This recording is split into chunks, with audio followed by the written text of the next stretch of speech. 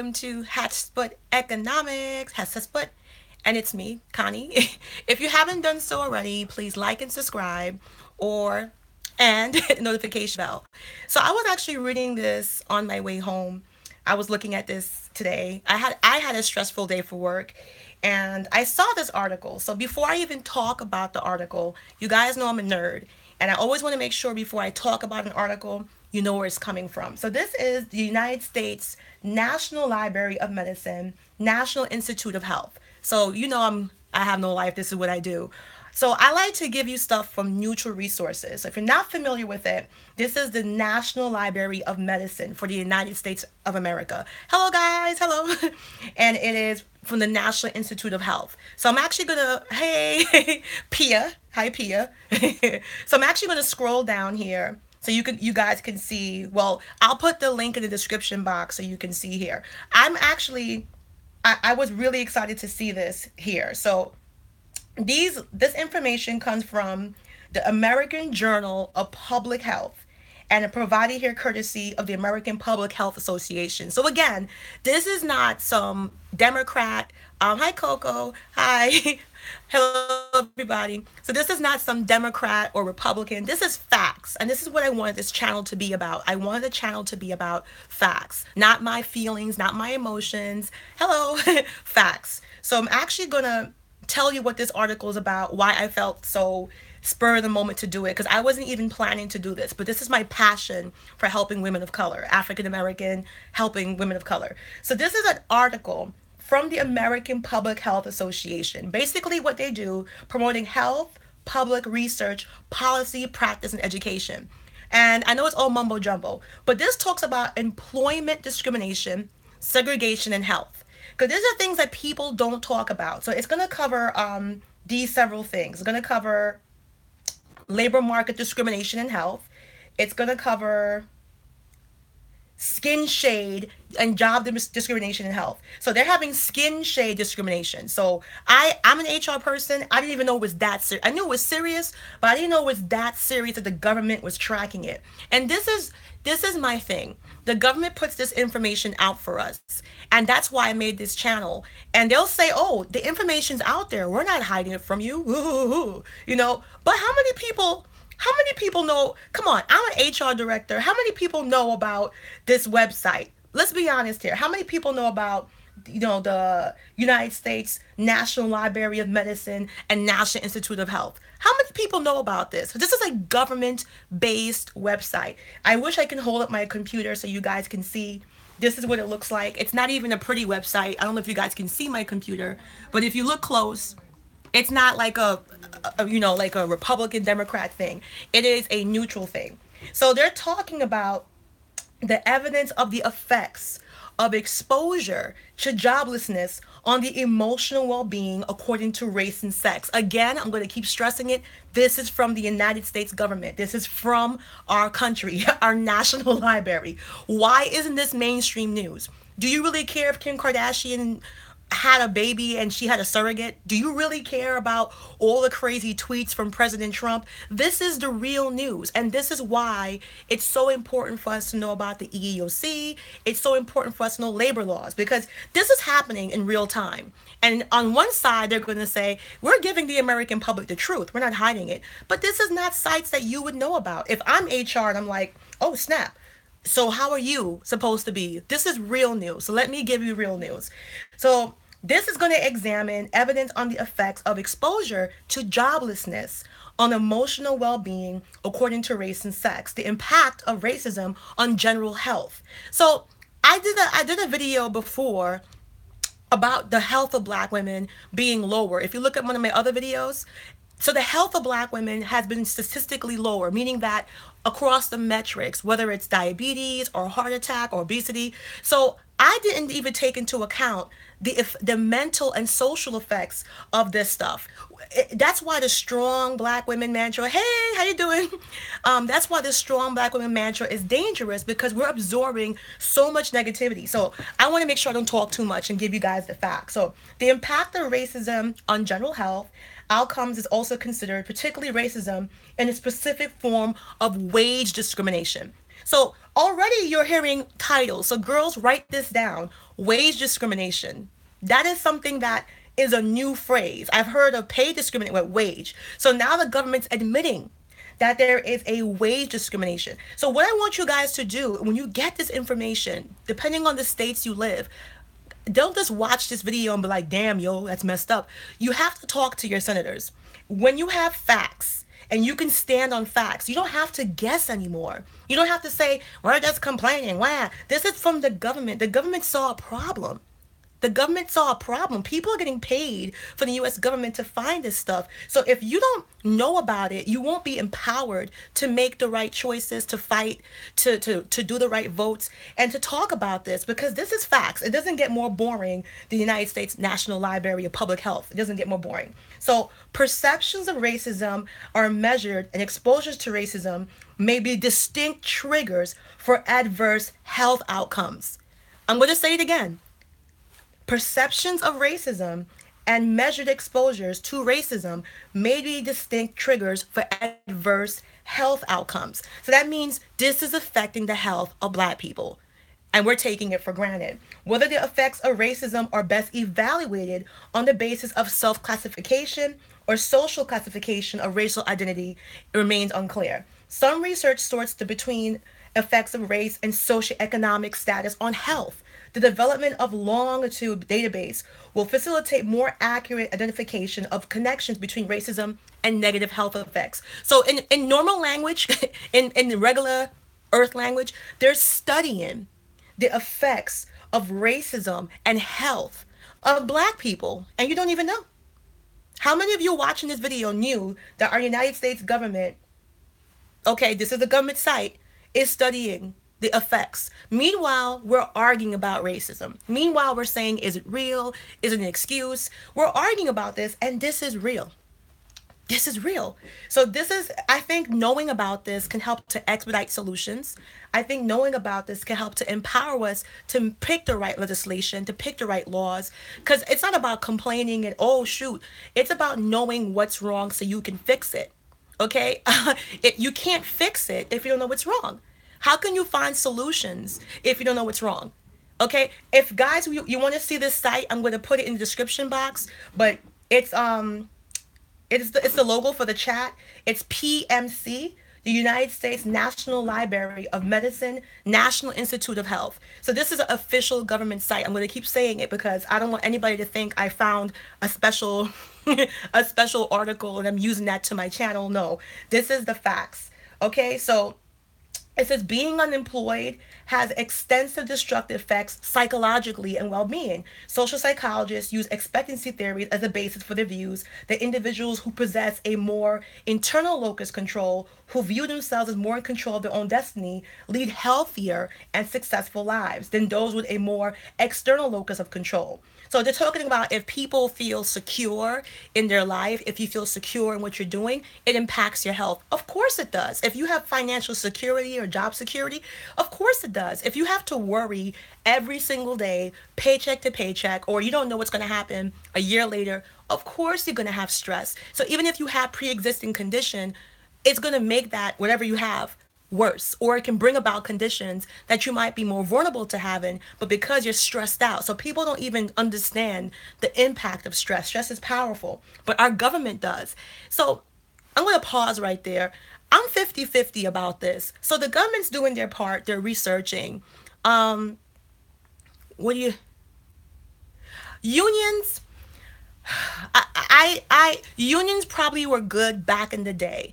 I'm going to be honest with you. Unions gave us the 40-hour work week. Unions is why we 40-hour work week. Unions is why we have 5 days a week. Unions is why we have a lot of the protections that we have now. And I'm happy about that. But now a lot of the unions, that's going to plug in my phone here. A lot of the unions have been infiltrated by private corporations. A lot of the unions they kind of like bargain with the devil, and it's not the same union that gave us those rights so long ago.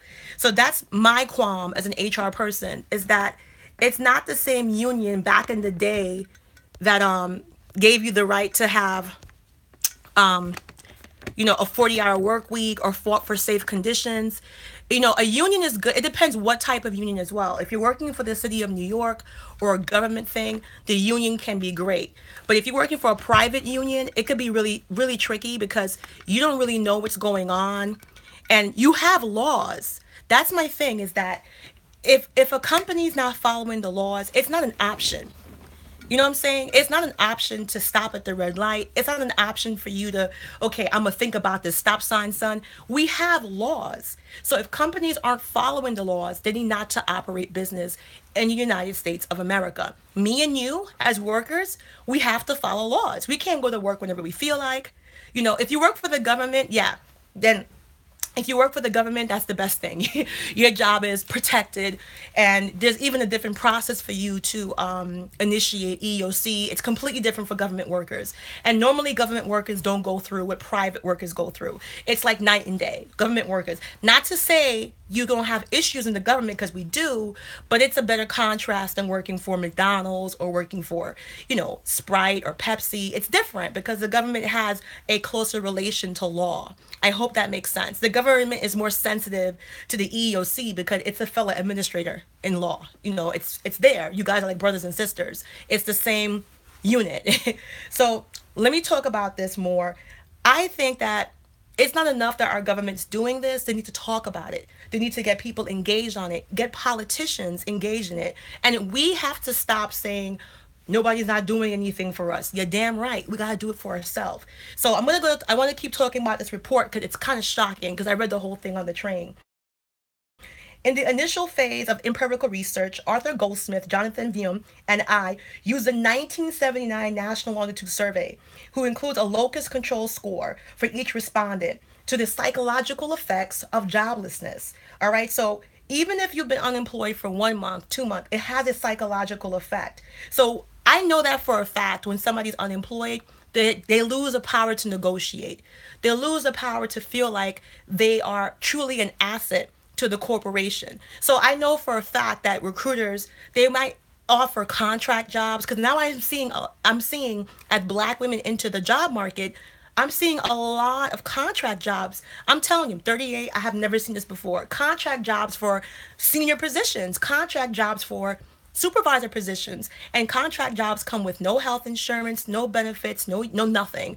It's like a 16-month, 8-month contract. So I'm like, where are these stuff coming from? Who's going to have a bachelor's degree? And it says you need the same qualifications. I have videos for that. Was it Riri? Riri? Riri Dia? I have videos for that, so you can check my channel. But so when you are unemployed and seeking a job, it does affect you psychologically, but you won't know that because you're inside of that. So let me talk about that more. And also for everyone, exactly, beggars can't be choosers. So that's a psychological effect. I'm going to tell you, African American women were exposed to that. The mantra of you have to work twice as hard to get half. That is ridiculous. Why would you want to work? Time is money. So if you're working twice as hard, that means you're getting paid twice less. If you're working twice as hard, that means you don't have mentoring. You're not being developed. You're not even networking, connecting to get to the next level. So it's not worth it. You should do that for yourself. But let me finish what happened. Okay, I want to finish this so you can see what our government knows right now. In the case of both black and non-Hispanics, white exposures to bouts of unemployment as well as longer durations of unemployment lowered motivation, producing what can be referred to as a scarred worker. The experience of unemployment undermines the worker's will to perform, resulting in the individual being less productive and less employable thereafter. However, there's no systematic effect of exposure to duration of unemployment on the motivation levels of Hispanics. It's important to note that we found evidence among black respondents of differences in the effect on motivation of one's own exposure to unemployment and the presence of higher unemployment in one's local labor market. The former has a negative effect on effort, while the latter was associated with higher scores on the scale. Thus, a higher local unemployment rate actually spurred individual blacks to be more motivated, but subjected them to unemployment had a destructive effect on effort levels. Local unemployment rate did not have a statistically significant effect on measure effects of whites and Hispanics. So basically, what that means is that even if you get a job like African American, you can't even enjoy your employment. You've been unemployed for so long, you probably lose the rhythm. Because working is a pattern. Has anybody heard that it takes 21 days to get a habit, whether it's good or bad? It takes 21 days. So if you're unemployed for a long time, you can be the best worker, but it's almost a human psychological thing. You can't escape it. So if you're unemployed for a long time, like 2, 3, 4 years, or whatever it may be, it takes what it says here about a couple of months for you to lose that rhythm. And that's something that you owned your entire life, especially for people that never had unemployment for a long time. Like if it's your first time, you got to find something to engage yourself. Do volunteer work, start your own business, do a YouTube channel, do anything you can to be productive. Just don't sit down, because that destroys your algorithm. It destroys your pattern of work. And I'm going to read this down here. All right. And look what happens to areas. All right. In the case of unemployment sample, Black respondents lived in areas where, on average, the local unemployment rate was 3 times higher than white rates and almost twice that of Hispanic. So I'm going to say this now. Black people, you have to listen to me. You're becoming second class citizens in your own country, because now, because of colorism, they're preferring to hire Hispanics in very vocal, or I guess not vocal, but what's the word I'm looking for? Visual jobs. What I mean by visual jobs: hotels, the front of store, a high end store, the desk jobs, the customer service. So anybody that's in front they're doing colorism, and I see that. I don't think I'm Halle Berry. I don't think I'm Mariah Carey, but I've had other coworkers, I got to be careful, that have come up to me and said, "Do you know any Black women that look like you?" And I'm like, "What you mean, my mother? My sister? What are you talking about?" They want Black women that look a certain way, like no darker than me, or the way I wear my wig, or whatever. It's colorism, and this article talks about it. So this is why I'm talking to you about this, because it's no longer a debate anymore, and our government is spending a lot of money doing this study. And I think we, as people of color, need to know about this study so we can do what? Support the study and then find solutions. I'm all about the solutions. We can't solve issues if we want to ignore it, or if it's icky and you're like, "Oh, I don't want to hear about it." You can't solve it. The reason why we made any progress in this country with any such situation is because we acknowledged it, we were aware of it, and we held ourselves accountable. So it's AAA: acknowledge, aware, accountable. And that's the way I do my job. I'm acknowledged, I'm aware, and I hold myself accountable. So you're not crazy. You're not crazy. So let me finish. Of course, as noted earlier, this generally would have prompted greater effort on the part of Blacks. But Blacks average more episodes of unemployment than Hispanics, okay, or whites. So now Hispanic people are superseding because they have more sociable, I guess, socially accepted features. We're going to talk about that later.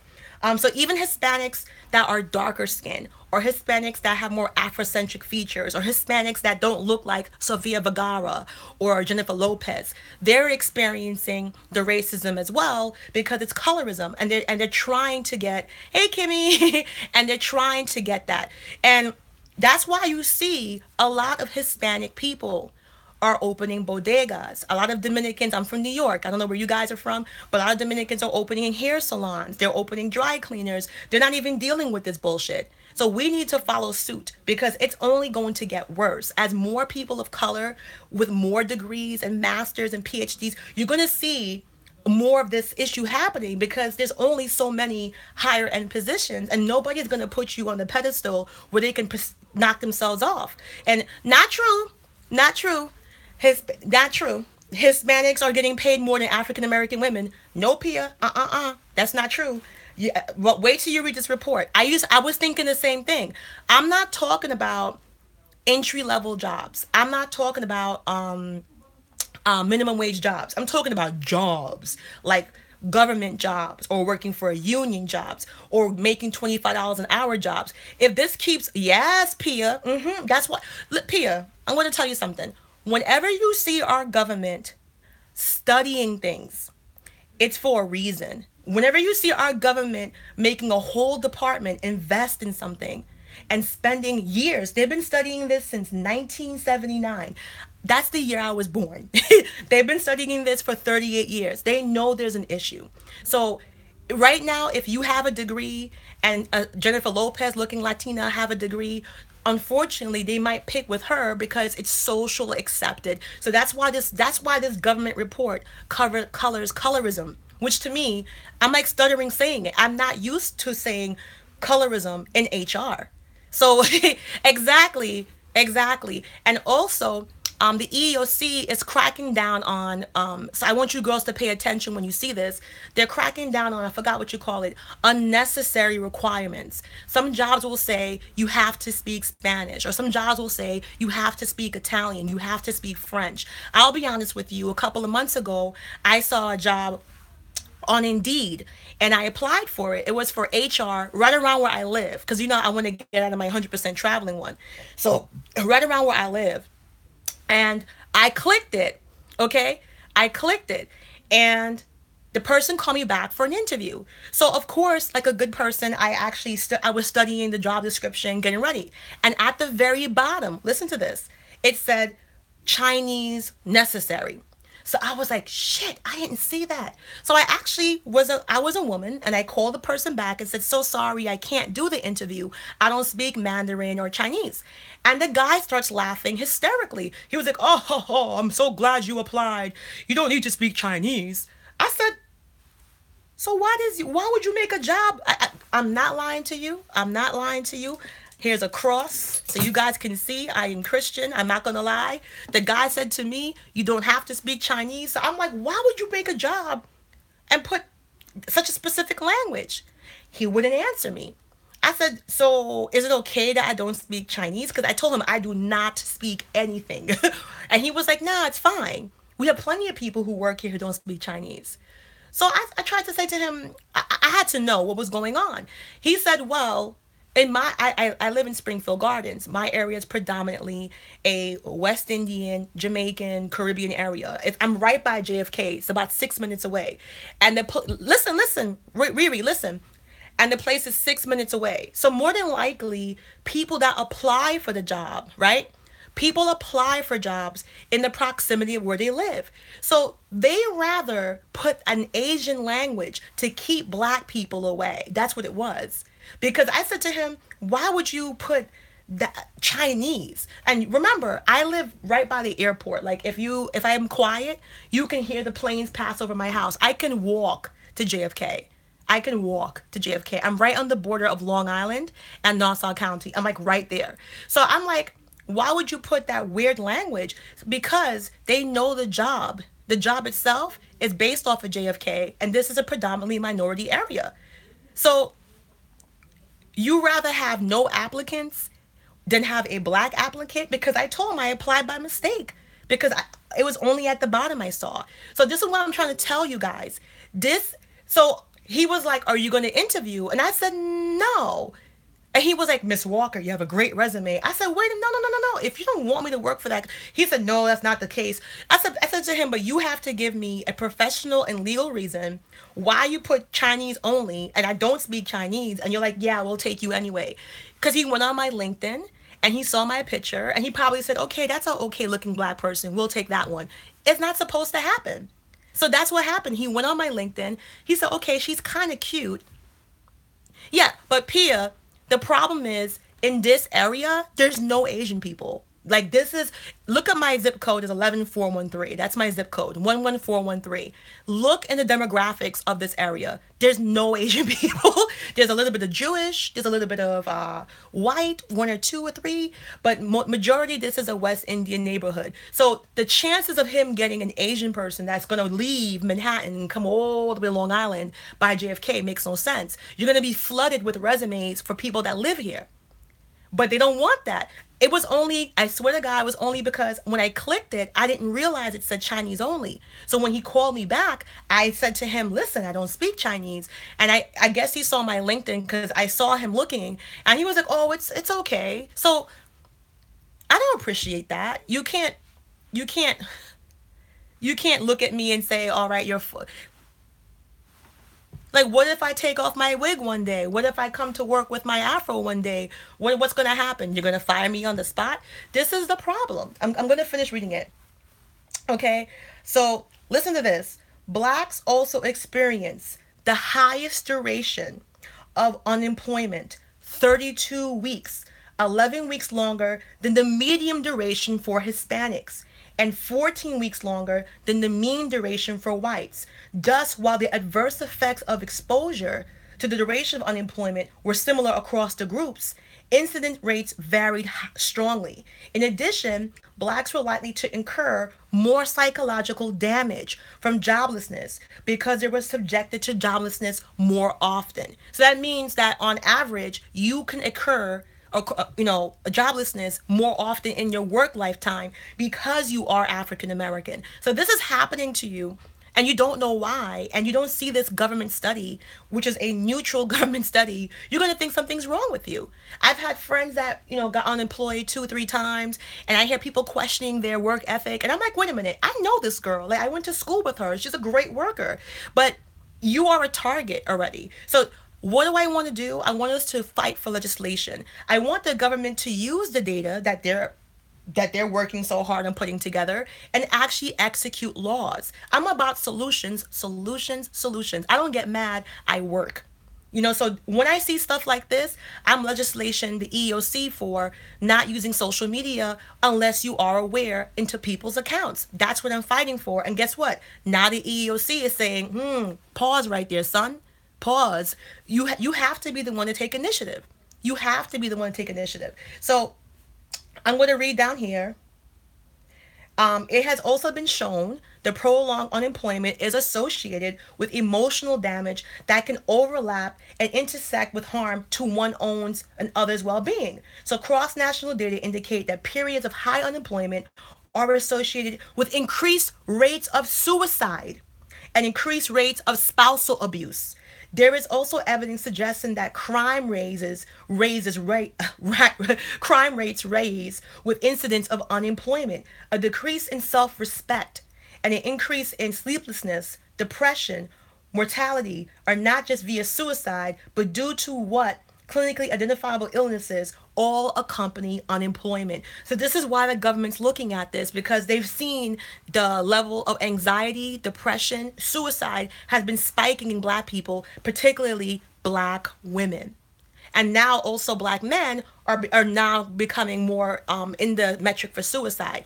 This is crazy. And the fact is, as I'm talking to you about this, nobody knows. But if I ask you who won the championship for the NBA, you know. Who won the championship for the NFL or whatever it may be, you know. And I'm not saying you guys can't have fun and know your social stuff. I like to dirty wine like everybody else. But there has to be a balance in the black community. We can't live blind because this information's here.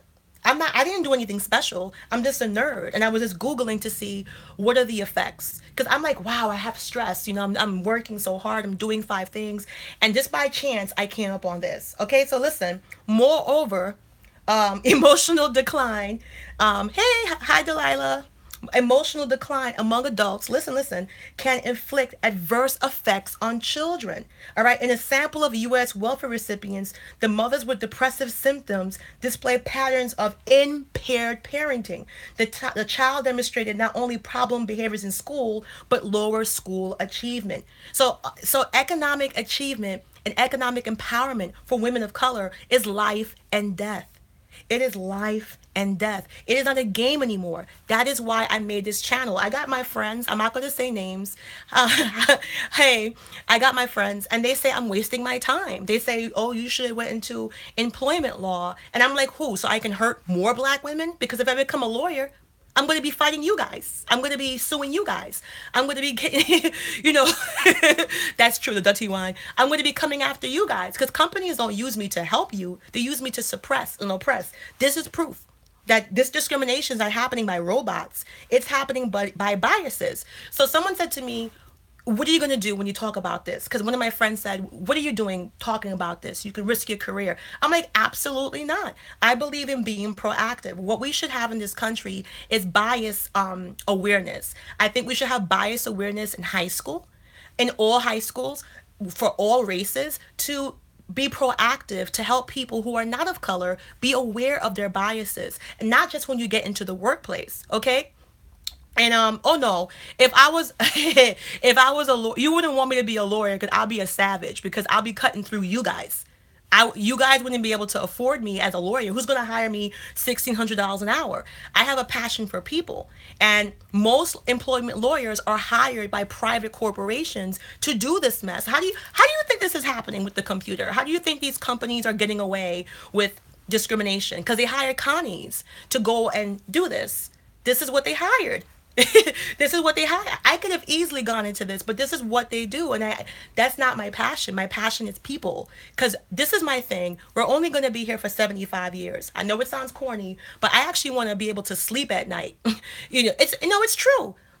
How many black women listening to this channel right now can afford a private employment lawyer on average at will? How many people can go to right now, call an employment lawyer and talk to an employment lawyer it's ridiculous. It is ridiculous. And even if thank you, a lawyer costs, at least in New York City, $800 $900. And you think lawyers are going to go to law school to do pro bono work for employees? Nah, son, it doesn't happen too often. And even when lawyers help employees, it never really does much. They help for themselves. If they see a case that's 100% slam dunk, then they'll help you pro bono. They're like, yeah, yeah, yeah. But it takes 65% of your stuff. On top of that, they get their lawyer's fee paid. On top of that, you got to pay taxes. I've been through the whole process, and I'm like, this is not fair. Like, people are basically living off of your misery, getting rich off your misery. Whenever you see those big settlements, those class action lawsuits, they take most of the money. Look, Macy's had one, 10 $15 million. The lawyer gets 9 million. 100 people got to share the rest. It's not fair, and I need to feel good about what I'm doing, and not just good. I want to make a change, and I'm one of those fools who believe that you can make a change if you believe. I don't need 1,500 people. So let me finish right here. So the listen to this about black people.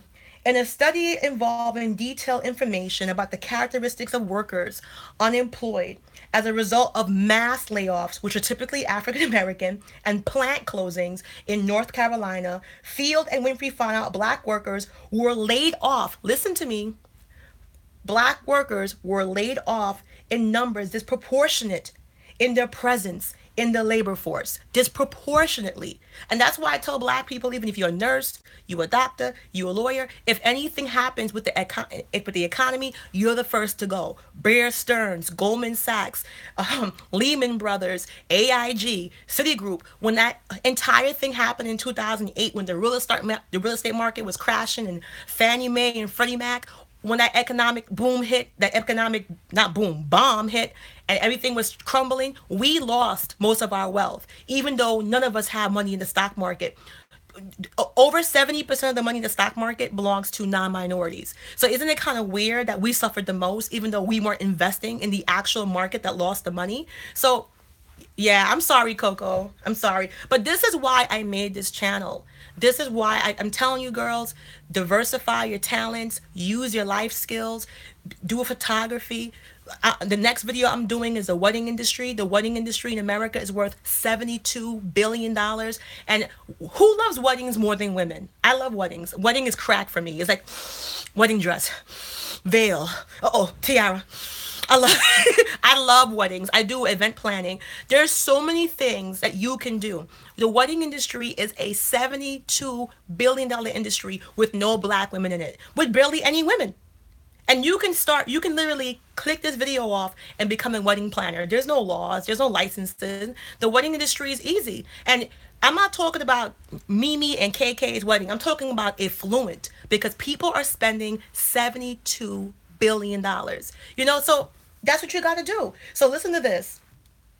Blacks in this industry were laid off disproportionately in their presence in the labor force. After controlling the differences in individual characteristics with respect to skill as well as industry, and occupational differences, they still found strong evidence that employment practices differed according to race. So even when they adjusted for education and they adjusted for experience, because they were trying, the government was trying to say probably the people who got laid off weren't the most polished, or probably the people that got laid off weren't the most educated. And that's not what they said. They said they adjusted for those metrics. So again, if you just joined us, this is me, Connie, reading a government research paper. It's from the PMC, which is the U.S. National Library of Medicine, National Institute of Health. So this is official government research. It's happening right as we speak. And they're talking about the effects of discrimination, unemployment, and segregation.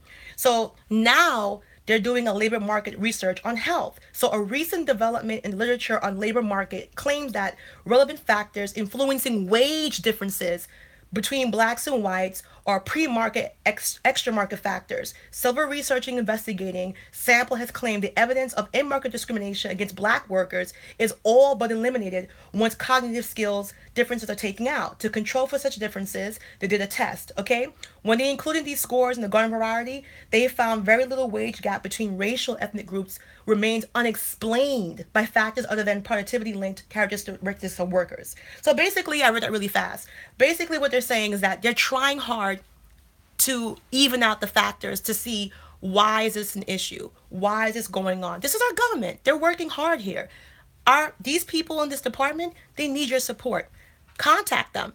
Say, I'm from Maryland. I'm from New York. I'm from New Jersey. I'm from Florida.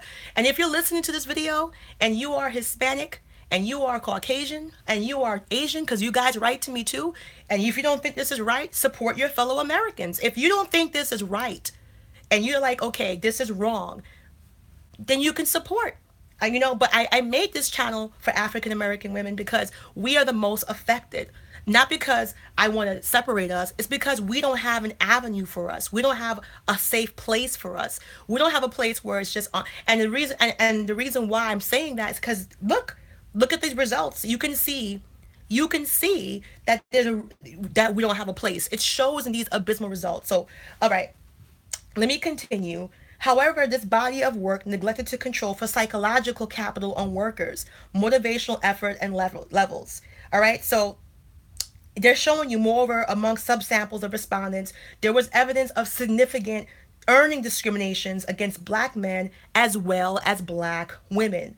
All right, although discrimination against black men appeared to be greater than that against black women. So even black men, when they're trying to go high, the discrimination is there. And this is what I'm trying to tell you, if you're listening.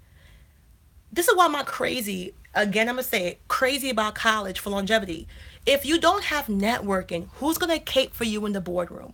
If you don't have networking inside, I hear people saying, network. Who you networking with? Who you networking with? I want to know, if you're African, who you're networking with, Billy? And no offense, people that look alike, people tend to support people in their social circle. So I have a very controversial view. Like, if I'm networking, I'm probably going to network with people who look like me. It's not racial, it's psychology. You help people who are in your social circle. So if you happen to be in that social circle, then yes. But most of the time, people help people in their neighborhoods who go to their church, who go to a service with them. You network with people you party with. You network with people that you're familiar with. You're not going to network with people that so who is it? So Rena, you made me laugh. So you're not going to network with people that you're not familiar with. The only people that do that in terms of giving money, the only demographic in America that seems to have no problem buying and selling and eating from any demographic is us. And you can't get mad when other people come into the neighborhood. Because let me be honest, I grew up in the hood. I grew up in Broadway Junction, East New York, Brooklyn, the hood. You can look up the zip code 11207, the hood, okay? And if you took out all the Koreans and all the Dominicans and the Puerto Ricans, because they were the ones opening businesses. Across the street, the store was Dominican, then we had a Chinese place, and then the fish market and the fruit market. If you guys not from the city, you won't know. The people that have all the fried fish stuff, if you took them out of the community, we would have had no services. the laundromat, the dry cleaners. If you took out all the foreign immigrants who came and opened up those businesses, we wouldn't have any services. So just think about that before you're like, we can do it. And the thing is that it is there. I talk about the SBA, which is the Small Business Association. I keep saying it, Small Business Association. Small. I told you, I give coaching classes. I told you, I do consultations. I will help you. I will help you. I will help you. That's it. But if you keep complaining and you're like, no, I don't want to, this can happen to you. And it's sad because this is psychological, this is mental, this is a health issue. There's a reason why our government is spending a lot of money on this study for the past almost 40 years, since 1979. It's kind of scary. you know, um, it says here, nonetheless, once we control for motivation, there was a strong negative race effect in terms of wages among black respondents. Indeed, full samples indicate evidence of both sex discrimination against women and racial discrimination against blacks in regards to wages. So right now they're talking about wage discrimination and saying it's also connected to health, because if you're not earning a certain wage, you're not going to get the best health care, which is actually scary. So moreover, among subsamples of respondents, there was evidence of significant extra discrimination against black men as well as black women. And reinforcing the evidence of discriminatory processes in labor markets are the results we uncovered when we estimated labor force participation equating in 1993. We found strong negative race effects among both male and female blacks after controlling motivation and evening out the scores for other standards effects. They took into consideration education, work experience, age, marital status, presence of children, urban or rural. So basically, they adjusted. So every time they found discrepancy, the government said, adjust, adjust. So adjust means they kept kicking out people out of the study who didn't have a bachelor's, didn't have a master's, didn't have a PhD. They weren't married. They kept going out. I hate to say this, pedigreeing the black person. They're trying to see if you get a black person, whether they're black, female or male, and made them a certain pedigree and matched them to white, would they still have that racist issue? And it did not change.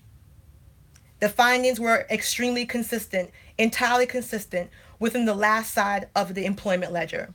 It's terrifying.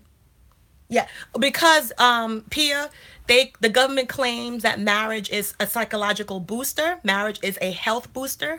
People that are married stay married longer. They're less exposed to diseases, less exposed to depression, and married people supposedly take care of each other. Like if my mom gets sick, my dad will take care. My dad gets sick, my mom. Is this a normal? This is what our government is saying. So when they see these discrepancies, they keep adjusting, and adjusting means they'll remove people who don't have those things. And they'll try to keep making it more of a pedigree, meaning that they'll get a white person who have a master's, married. So if there's racism on a black person who don't have a master's, not married, they'll say, okay, we have to adjust for those factors, kick them out, let's get a black person just like the white person, and let's see if the racism is still consistent. Do I make sense? I hope that makes sense. So even with that, even with that evened out, they still saw the racism. So it's been shown that blacks actually have higher levels of motivation and are excellent workers with higher output levels than whites with comparable work histories. One can only imagine the level of motivation workers might possess if the labor market didn't discriminate. So they're saying, even with discrimination, even with all this crap, that black women and black men have been extremely resilient. So this study, this is not me saying it. This is the government. The government's starting to say, yo, son, what's up? The government is saying, listen to this. Imagine if the motivation could be this way. Imagine the levels of motivation black workers might possess if the labor market discrimination somehow vanished and the mean profile of work histories were similar to that of whites. So basically they're saying, if black people are this successful with discrimination, can you imagine if they took that out, where we would be psychologically, mentally? And not only that, I'm going to sound very patriotic. We're all United States American. If we have 45 million people, that's black people, who are not performing, you're affecting the economy, stupid. You're never going to get out of out of an economic depression if you continually repress people. So that's why I'm saying it's up to us. That's why I made this channel. That's why I do the career coaching. Trust me, I'm not getting rich off the career coaching. I charge $25 for an hour. I charge $50 to write an EOC file. My friends, I can show you the screenshots. They're calling me a jackass, saying I should be charging this and that. I'm like, that's not the point. The point is to help people, to help people. And the money I get, I take it, invest it into this. I invest it into my research. I invest it into doing exploratory research. I invest it into networking with people because I get this information from tips and pieces, and I really am passionate about it. So I have my little bougie, Cornell friends and Columbia friends who are like, you're wasting your time. I'm like, you know what? If I can change the life of one black person, because this is wrong. This is wrong. Oh no, Pia, when I'm telling you one thing about black people, when you put money in our hand, we forget we black.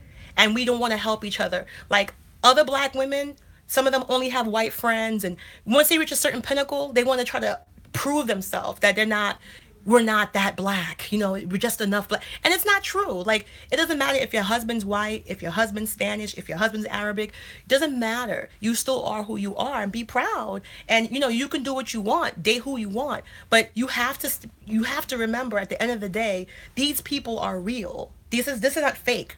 All right? So now they're talking about, listen to this. Does exposure to labor market discrimination have adverse health effects on blacks residing in United States? So they're talking about severe birth effects, okay?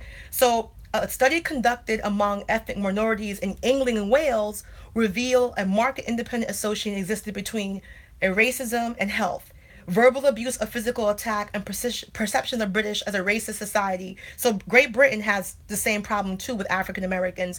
Now they have high incidence of high blood pressure, higher risk of heart attacks, respiratory illnesses, higher estimated weekly prevalences of depression, and higher estimated prevalence of psychosis. So this is a thing that worries for me for black people.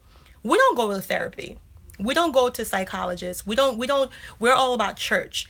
And that's great. But some of us really need to speak to an expert because this is psychological damage. And just like if somebody stabbed me in my stomach, I can't go, yeah, I can't go to the church and be like, yo, priest, my stomach is bleeding.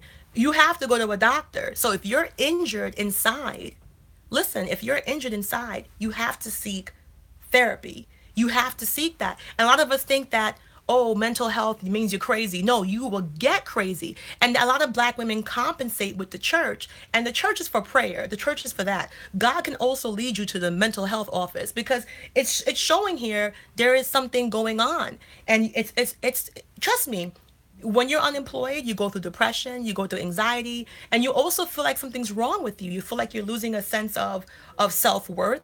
And then God forbid, if you are in that situation, if your family is not emotionally supportive, if your husband, your spouse, your female friends, if people around you aren't positive, it could be detrimental and permanent damage to your health. So you got to be really careful. So let me just finish this. All right, findings from studies conducted in the United States also suggest that not only does the perception of exposure to racism affects your health, but it also affects individual anticipates responding to racism. It has been shown that Black Americans who describe themselves as inclined to lodge a complaint or about or confront racism have lower blood pressure than Blacks who report they would not. So listen to this. I'm going to say it again. It has been shown that Black Americans who describe themselves as more inclined to lodge a complaint about or confront racism are likely to have lower blood pressure. So listen to this. If you are actually speaking up from a valid standpoint, not just being mean or being nasty, if you're speaking up, this can actually help you emotionally. You know why? Because you're expressing it. You're not internalizing it. So even if you come on this channel and you share your experiences with me, or even if you talk to a career coach and you express what you've been through, it says right here it will lower blood pressure. And this is a health resource, and you'll have a better health than those who don't report racism. Okay, so that's crazy. That's crazy. Like it's It's just crazy. So listen to this. We found that 20% of black males respondents answered affirmatively in response to the first question, while 16% of black females answered affirmatively. So the thing is that it says, do you feel you're discriminated at your place because of race? And it's so much it's so much unreported things that you need to say this. So the reason I want to talk about this is because if our government is dealing with this data, I know I sound crazy, but there's hope. Because if we become aware and we use this data from the government to say, okay, we need better legislation, or we need funding for small businesses, okay? We need funding for small businesses, or we need to support entrepreneurship. So this is why I try to tell black people 54% of black women are getting their degrees. And guess what? It's still the debt is going down, and not just debt, your social health, your well-being health. This is the reason why a lot of black women are unhappy is because in this study there's a split. On one side, black women, whether you like it or not, are traditional. You want men to be protector, head of the household, pay the bills. Most black women, not all, may want to have a child or two, and your ideal situation is for you to be a mom, run the household, and the guy work. Most black women, this is when they did an ambiguous study, which means hidden study, this is what they said. White women are different. You have to understand they had a longer exposure to having a husband in the house. They have a more heavy marriage culture, so they can say no to marriage. We're not in the same realm. So when the white girl's saying we've been oppressed, they're talking about the white guy. I'm not. We just had our first black president, so you can't be talking about black guy. I know black men and you guys have issue, but when you're talking about this that I'm looking at in terms of laws, oppression, job discrimination, health discrimination, psychological effects, medical stuff, that's not us as a people. We don't have that power in Congress. So when you're looking at what you want out of life, we're getting torn because on one hand, black women are getting degrees, we're doing great, great, great. But on the other hand, we're getting emotionally drained because we don't have that partner in the home. So we have a right to do our own brand of feminism for us, meaning that we want a little bit here and here. So oh, Roxy, if you want, there's actually an agency now for black therapists. I found them. I collected them together and they made a page. You're absolutely right. I don't feel comfortable talking to Becky laying down. But it's not just not comfortable talking to Becky. You want somebody that relates to you, whether you're Asian, whatever. So if you want that, email me after, and there's actually a link I can give to you. I think I posted it. Hi, Kelly. I think I posted it, and you guys can get that. So I just want to see. So we found that among more than 97%, this is a government data. This is not Connie making this up. I'll be posting this link, okay? 97% of black male and females respondents who reported experienced discrimination at the workplace. 97%. Oh, Kelly, you're beautiful too. I love your hair from what I can see. 97%. That is too high. So even if you make it into the workplace, right? Let's just say you make it into a corporate position like me. How many of us value our mental health? How many of us value our social health? How many of us say, I want to know how many people listening to this value their mental health and their psychological health? Are you even aware of what that means? So you may get into these corporate positions and you're not realizing that it takes a toll on you. It takes a toll on you emotionally, socially, and what's scary is that most black women don't have a partner. So that's even more stress and more, I'm doing the slave thing back here, when you're carrying more stuff on you, and it's not good. So listen to this. So 97% of black and male female respondents reported experienced discrimination at the workplace. That was statistical evidence of wage discrimination. So after they reported it, they investigated it. So they saw evidence, statistical evidence of wage discrimination, while the opposite was the case among whites who reported discrimination. They said there was no discrimination, 100%. So I never seen that before. And white men displayed no evidence of wage discrimination. The result was respect to the second question.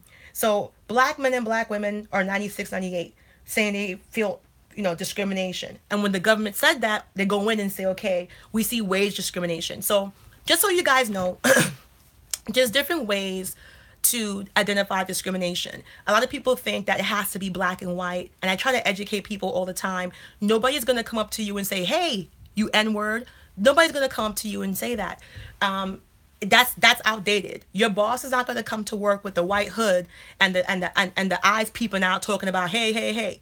So wage discrimination is when I have a master's, you have a master's, or I have a master's and you have a PhD, but yet you're getting paid less, even though you have more experience, even though you have more, and it's real. And, that's why you see a lot of people get fresh out of college and they're Caucasian and they get a great job, and you have black people operating less. So that's just not good. All right. So this is the one I want to show you guys. So for all you black women who think you're crazy, you're not crazy. I don't know if you can see that there. Can you see what it says? Skin shade, job discrimination. Okay. So I want you to see that. Okay. That is not me making it up. That's from the government. So the government has identified skin shade, job discrimination. So now they're picking out, because you have companies now that got in trouble with the EEOC. Let me tell you the tea. Let me tell you the tea. So you got companies that are getting in trouble with the EEOC. So the companies are saying, damn, we have to hire people of color. But how much color do they have to have? So basically they're picking black women who look a certain way, or Latina women who look a certain way, which is crazy because right now, what's going on right now with black women? What's going on right now? What's going on? The natural hair movement, where you see black women stop getting a relaxer. You're seeing she said how much color? How much color? So basically, social. I don't. They have. There's no pitches. But it says. I'll read you what the government says. Let me stop talking. All right. So it says right here that blacks distinguished as dark, medium, or light skin found that dark skinned blacks fared worse on all social and economic dimensions. And this is from the National Survey of Black Americans by the government right here. It says blacks with darker complexions had less education and less prestigious occupations, lower personal income, and lower family income than blacks with lighter complexions. So I just want you to know, while you're sitting here debating, this is a government. While politicians are saying there's no such thing as racism, this is they're in here. This is the government. This is not Connie Bonnie. This is the government telling you what's happening. Okay, so so I'm gonna finish because let me see. Less prestigious occupation. So involving, all right, lighter skin they also did Spanish. Lighter skin Chichinos. Anybody hear Spanish? What the hell's that word? Chicanos. I don't want to mess up the Spanish language. I don't want to be rude. Chicanos with lighter skin tones and more European features. This is for Hispanic people. So even Hispanic people, and that's why I welcome thank you. That's why I welcome Afro Latinas or any brown skin Latina that says I'm of color, because look what's happening to them. They're getting the same treatment as blacks. So listen, look at this. So they prefer European features, had higher earnings, and were of higher socioeconomic status and faced less discrimination. So they're saying even in Hispanic communities, they're completely forgotten or they're actually bred out. So I guess they encourage light-skinned Hispanics to marry light-skinned Hispanics. I don't know what that is. Thank you, Lust for Life. I didn't know this was going on. I didn't know this was going on. Wow, that's crazy. So it is not clear, however, that lighter skinned blacks consistently face less discrimination than whatever. So it's right here. These data are not rich in information about health outcomes. So they don't have health outcomes for light skin and dark skin. But they're telling you right there that there is a colorism problem. And the alleged one-drop rule for creating racial boundaries in the United States does not operate unequivocally patterned by social scientists who seek to construct Latin America with norms of race relations. So Latin America is very cryptic. So so it's crazy. So the last part here is race, class, segregation, and health. So just to sum it up for you, if you're not, it's kind of like a domino effect. So if you're not having a good job, you're not going to be able to afford good health insurance. If you don't have good health insurance, you might have poor health.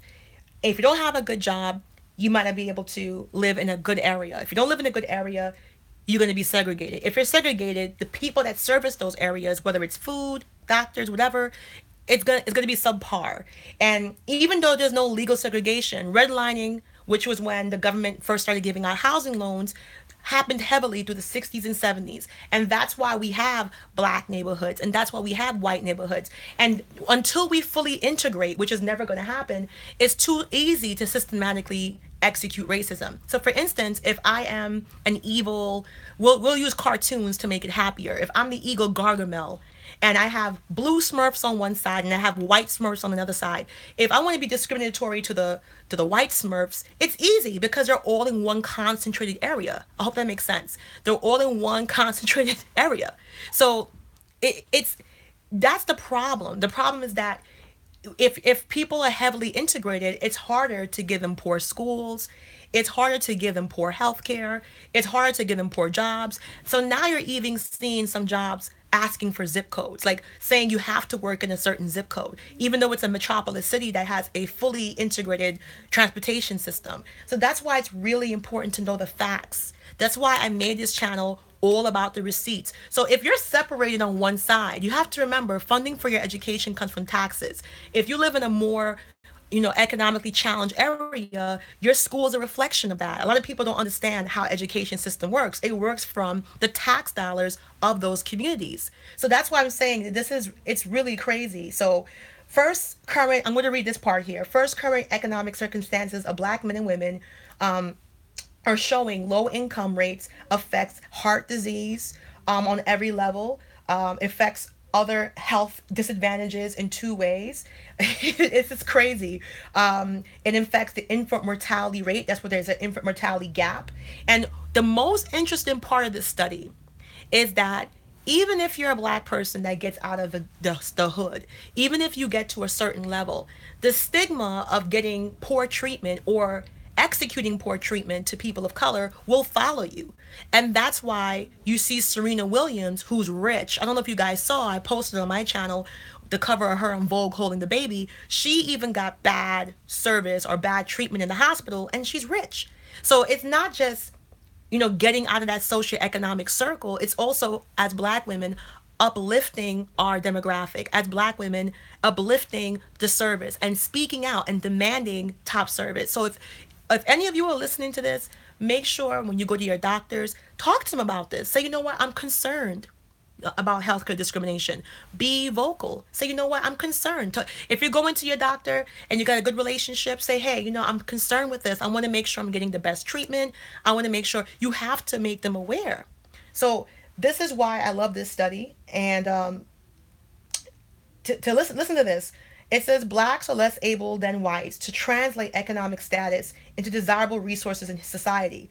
So, in 1990, for example, among persons working full time in the labor force, white males who graduated from high school had an annual income that was $6,000 more higher than black males who graduated high school and Hispanic males. So research reveals that black and Hispanics are more likely to live in lower areas and less desirable neighborhoods. So everything is connected. It's not just like it's not like it's a just complaining.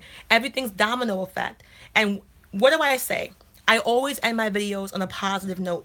I give you the facts. This is a receipt. It's going to be in the description box. But what I also want to give you is hope, a way out. So you're in that tech age. There's so much you can do. You can stop this video and literally start making money. You can start doing your own cleaning service, your nanny service, you can open your own business, you can start doing stuff for you. Even if you have a job, diversify. And when you get money from that job, don't just put it in the bank. Use that money to make more money. That's what poor people do. We put the money away and we put it in the bed sheet. Nope. Use that money to make more money and cause a domino effect and build wealth. If you're like, Connie, I ain't got none, if you have a good family, a couple of sisters and cousins, get together, put your money together, invest in something, open a laundromat, open a dry cleaners. If that's too much for you, you can start doing things online. So you definitely have to make sure that you diversify. That's why I made this channel. Check out my other videos I have that are business ideas you can start with $100 or less. So if you want to be an event planner, if you want to be um and I did I'll do another one. I have a whole bunch. But if you want to be an event planner, there's stuff to do. I don't advocate black people taking out massive loans to start businesses unless you get one from the SBA or you get a grant. There's a lot of stuff in America to help African American women. So the reason I'm showing you this information is not to depress you, but to motivate you that, okay, this is real. This is not Connie trying to boo, scare you. This is real. So make sure you diversify your income. And investing, it could be in real estate. Investing could be you taking $200 and opening a website for design if you do developing. Investing could be you selling back things that you invested in. So you want to, yeah, Coco, it's true. So if you guys are interested in business ideas, look through my videos. It's called my money series, and I talk about ways you can make money. So even if you have a job right now, you have to figure out time and a way to diversify yourself so that's not your only stream of income.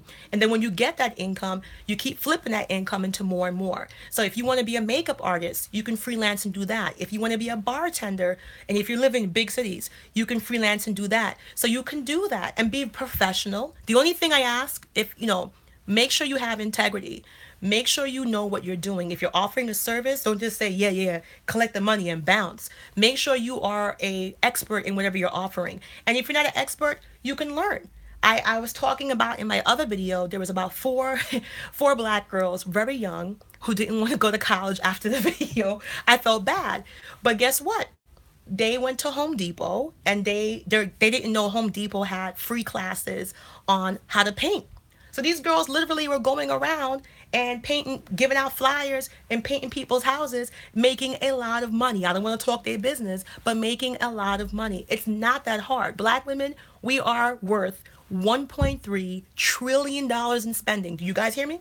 Black women are 60% of black spending. And people will say, but that's not real. That's not real money. What you mean? You could take that same habit, and instead of purchasing a Louis Vuitton, instead of purchasing a Ferragamo or Gucci, take that money and invest in a real estate license. Cost $200. 75 weeks, become a real estate agent. Take that money and invest and become a notary.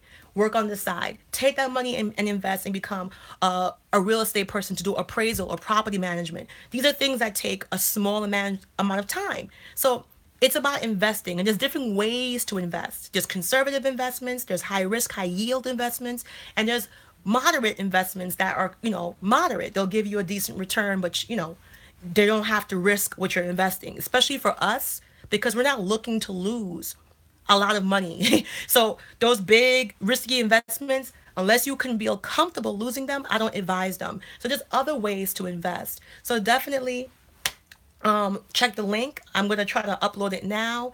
And also, I do career coaching. If you guys want to speak to me one-on-one, I be upfront. It's $25. If you guys have a case with employee relations or you felt discriminated against and you want to file against the EEOC, I'm here for you as well.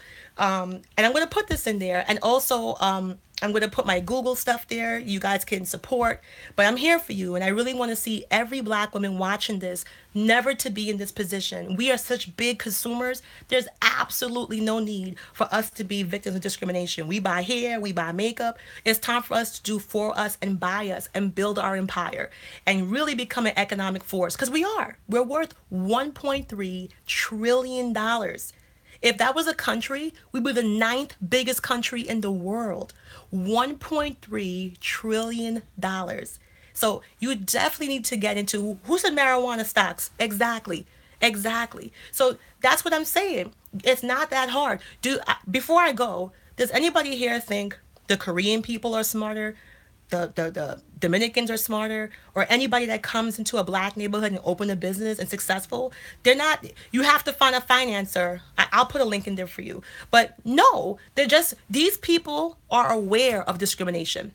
The Asian, the Dominican, the language barrier, and they say we're not having it. I see them every day. I go to these networking events, and I spend time getting information, and I come back, and they're like, we're not dealing with this. They're not dealing. They are aware of this information. When I try to talk to, you want to know something that's funny? when I try to talk to a Hispanic person about this, or Puerto Rican, Dominican, they cut me off. They said, we know. They was like, we know. They don't. They waved me like this, and in my mind, I'm like, how come we don't know? They waved me off, and they said they're not dealing with it. They're not dealing with it. And I'm not saying that you can do this overnight, but there's definitely things you can do right now to start making money and truly uplift each other. If you're good at coaching, if you're good at childcare, if you're good at cooking, you can be a personal chef, you could be a traveling chef. Girl, there's so much. So check my videos. And I have the money series. If you can't find them, just let me know. And again, I'm here for you guys. Let me know if you have any questions. And thank you for watching. I'm going to go eat because I'm tired. I just got home and I want to do this, guys, for you. Tutors, there you go. Yes, Pia. Thank you so much, guys. Have a good night.